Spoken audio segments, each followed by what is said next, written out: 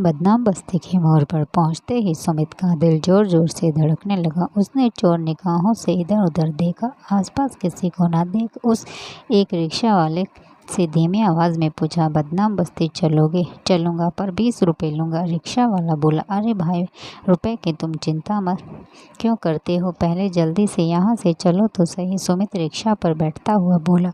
कुछ पल ही बाद वह रिक्शा बदनाम बस्ती की तरफ चल पड़ा। तकरीबन 15 मिनट बाद रिक्शा रुका। उतरिए साहब, रिक्शा वाला गमछे से पसीना पोंछते हुए बोला। सुमित जल्दी से उतरा, रिक्शा वाले को 20 रुपये का नोट थमाया और तेजी से बदनाम बस्ती में चला गया। कच्ची सड़क के किनारे पर कई झोपड़ियाँ थीं, उनके बाहर लड़कियाँ सज धज कर बैठी थीं। कभी कभी सुमित चोर निगाहों से उन लड़कियों की तरफ देख लेता। नज़र मिलते ही लड़कियाँ उसको इशारे से अपने पास बुलाती, पर सुमित उनके मनमोहक इशारों को नज़रअंदाज करता हुआ आगे बढ़ता रहा। वह सीधा सुचित्रा की झोपड़ी के पास रुका।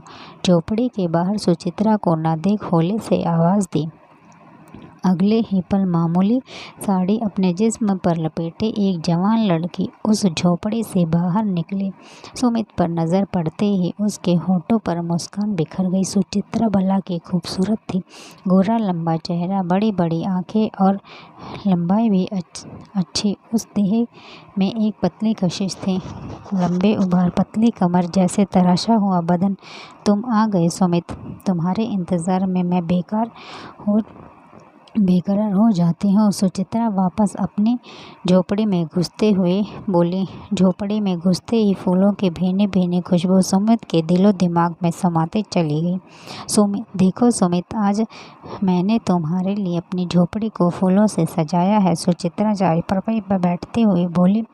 सुमित उसके पास बैठ गया। सुचित्रा की हथेलियों को अपने हाथों में लेकर वह एकटक उसके चेहरे को देखने लगा। आज तुम मुझे इस तरह क्यों देख रही हो? सुचित्रा के चेहरे पर लटों को समेटती हुई बोली। पिछले कई दिनों से मैं तुमसे एक बात पूछना चाहता था, पर पूछ नहीं पाया। सुमित बोला। क्या पूछना चाहते थे? पूछो ना। हिचकिचाहट कैसी? तुम तो जानते ही हो कि तुमसे मिलने के बाद मैं सिर्फ तुम्हारी हूँ और तुम्हारी ही रहूँगी। मैं बस यही पूछना चाहता था कि तुम इस बस्ती में कैसे आ गई? तुम्हारी क्या मजबूरियाँ थी जो तुम्हें यहाँ खींच लाई? क्या तुम शौक से? सुमित ने बात अधूरी छोड़ दी। नहीं सुमित, कोई भी लड़की शौक से अपना जिस्म नहीं बेचती। इस पेशे से जुड़ने के पहले मैं भी एक भोली भाली और शरीफ लड़की थी। मेरा गांव नदी के किनारे बसा था। मेरे पिताजी एक अच्छे किसान थे। एक बार अचानक मेरे गांव बाढ़ की चपेट में आ गया और हमारा सब कुछ बह गया। माँ बाप भी बाढ़ के पानी में हमेशा के लिए बह गए। किसी तरह मैं बच गई, पर मैं अनाथ हो चुकी थी। माँ बाप के गुजरने के बाद मुझे किसी ने सहारा नहीं दिया। मैं सड़कों पर भटकने लगी। पढ़ी लिखी तो नहीं थी, न ही कि कोई नौकरी ढूंढ लेती। फिर भी कई लोगों से काम मांगा, पर किसी ने काम नहीं दिया। हर कोई मेरे जिस्म को ही घटता, मानो मैं कोई खूबसूरत पंछी हूँ और वे लोग शिकारी। मैंने इज्जत की रोटी खाने की बहुत कोशिश की, पर कामयाब न हो सकी।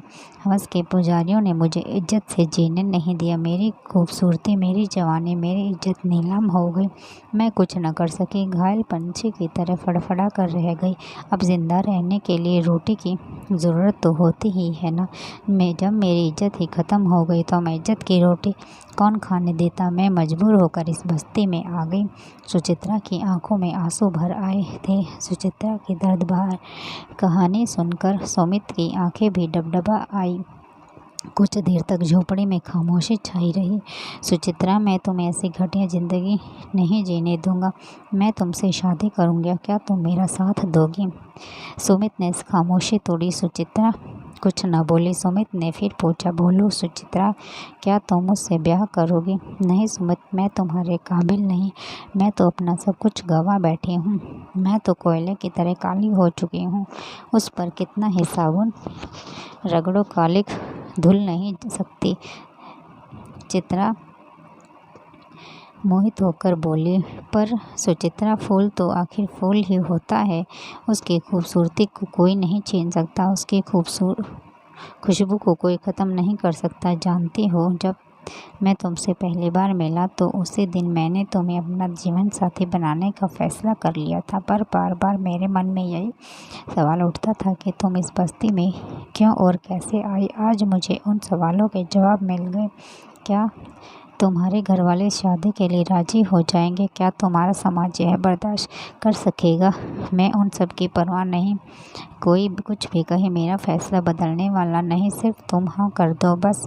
नौकरी मिलते ही मैं तुम्हें डिलीवरी में बिठा कर यहाँ से हमेशा हमेशा के लिए ले जाऊँगा।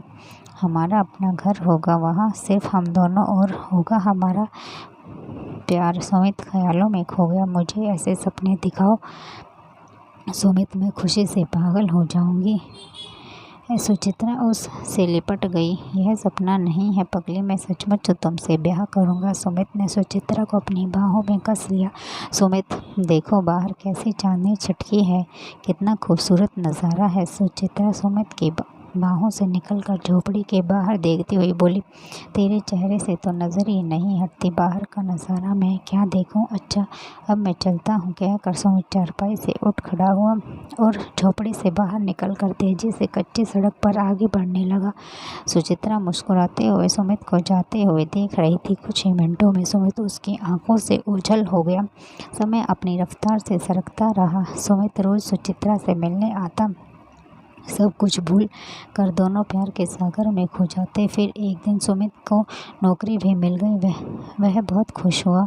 सुचित्रा को यह खुशखबरी देने ही जा रहा था कि वह तेजी से बदनाम बस्ती की तरफ चल पड़ा। खुशी के मारे उसके पैर ज़मीन पर नहीं पड़ रहे थे। वह बदनाम बस्ती कब पहुंच गया उसे पता ही नहीं चला। सुचित्रा की झोपड़ी के पास लड़कियों की भीड़ देखकर वह सकपका गया। तकरीबन दौड़ता हुआ वह झोपड़ी के भीतर घुस गया। वहाँ का नज़ारा देखते ही उसका दिल दहल गया। सुचित्रा खून से लथपथ पड़ी थी। पास ही खून से सनी शराब की बोतल टूटी हुई पड़ी थी। आसपास कांच के टुकड़े बिखरे पड़े थे। वह मौत से लड़ रही थी। सुचित्रा सुमित के सिरहाने बैठ गया। उसके सिरहाने को सिर को अपनी गोद में रखकर उसके माथे पर प्यार से हाथ फेरते हुए बोला, यह क्या हो गया सुचित्रा? आज तो मैं तुम्हें अपनी नौकरी की खुशखबरी देने आया था। पर उसकी आंखों से टपाटप आंसू गिरने लगे। सुचित्रा आखिरी सांसें गिन रही थी। वह टूटे हुए शब्दों में बोले, मुझे माफ़ कर देना सुमित, तुम्हारे सपनों को पूरा न कर।